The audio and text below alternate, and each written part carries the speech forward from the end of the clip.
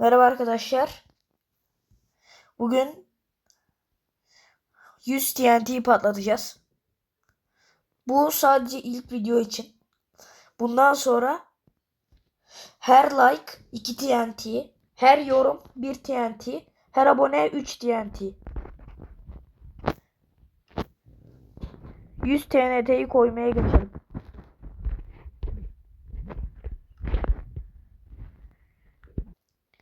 Arkadaşlar ben TNT'leri koydum.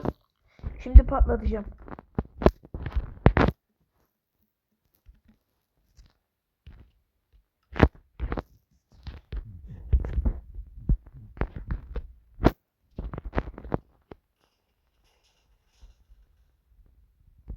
Dediğim gibi her yorum 1 TNT, her like 2 TNT, her abone 3 TNT.